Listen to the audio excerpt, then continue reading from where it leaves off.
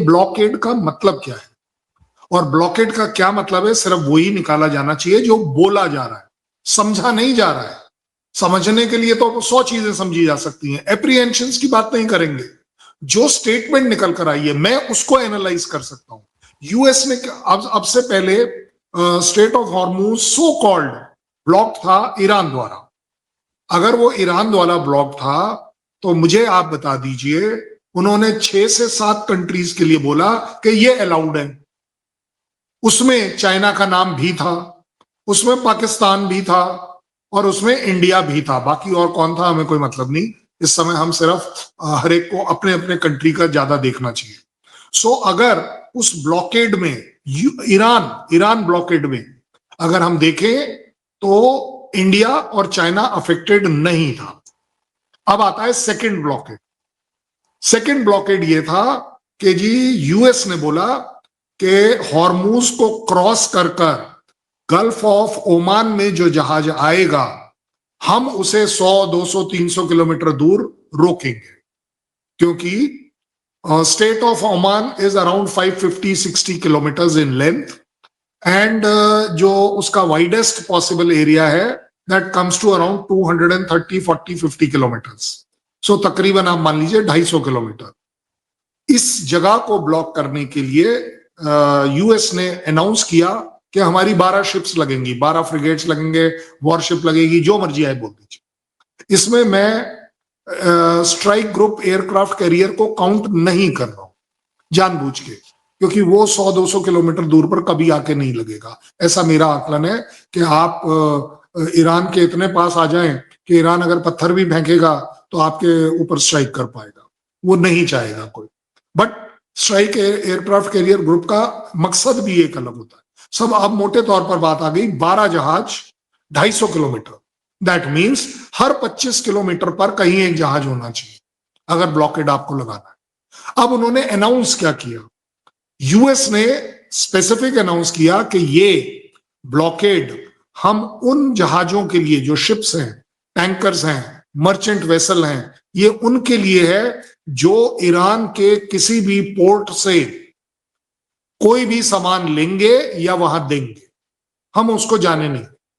इसका मतलब है कि अगर ऑयल की बात कर ले तो खड़ग आइलैंड के अलावा ऑयल कहीं भरा नहीं जाएगा।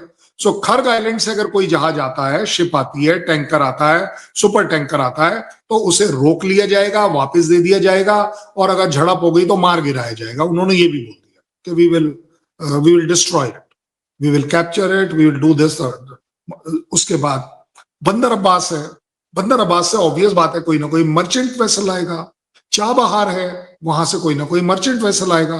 तो उनका कहना है कि उसको भी हम रोकेंगे, उसको भी हम वापस भेजेंगे और अगर बात नहीं बनती है तो उसे भी हम डिस्ट्रॉय करें। और ये क्यों? क्योंकि सीधी बात है कि यूएस ने एक तरीका निकाल लिया कि बूट्स ऑन ग्राउंड डालने की जरूरत नहीं है, ना आप कर पाते ना आपसे होता, और अब आपने एक वे आउट निकाल लिया।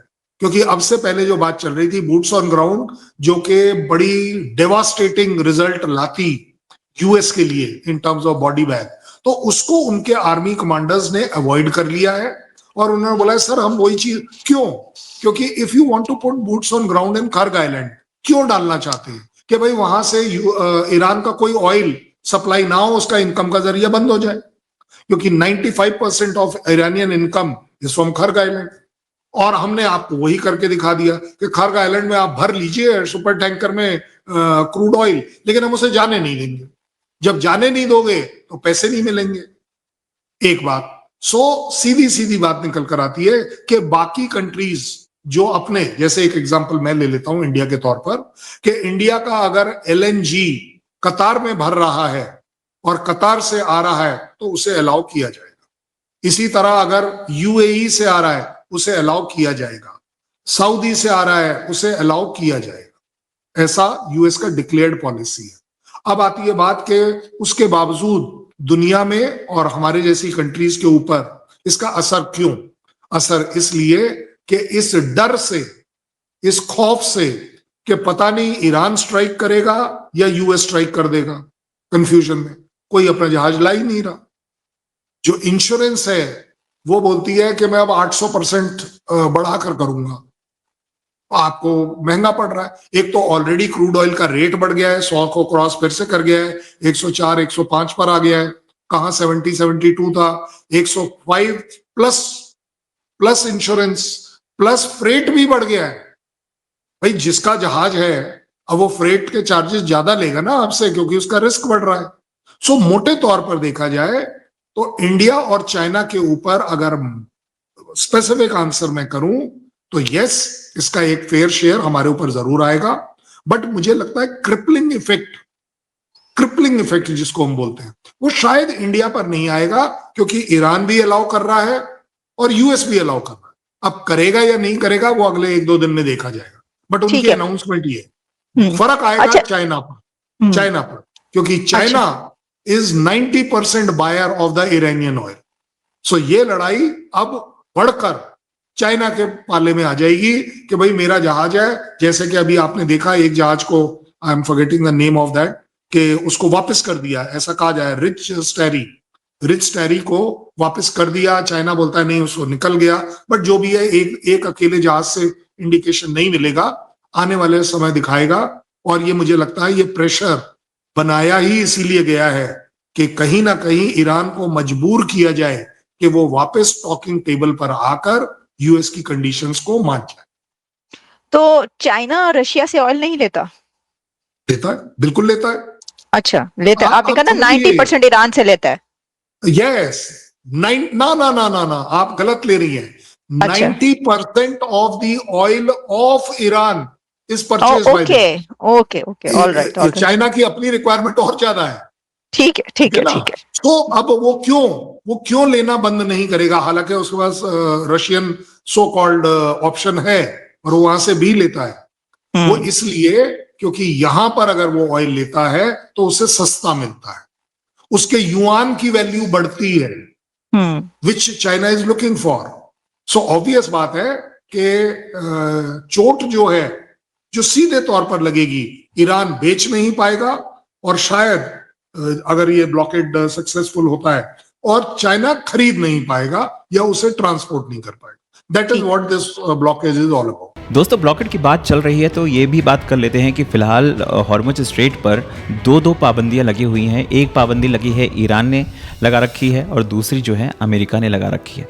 अमेरिकी सेना ने कहा है कि अगर ईरान से जुड़ा हुआ कोई जहाज अगर हॉर्मुज से निकलता है तो हम उसको उड़ा देंगे। वहीं पर ईरान ने दूसरे देशों पर पाबंदियां लगा रखी हैं कि कोई भी जहाज वहाँ से नहीं निकल सकता। इसमें भारत जैसे कुछ देश हैं जिनको छूट मिली हुई है कि आप अपने जहाज लेकर जा सकते हैं।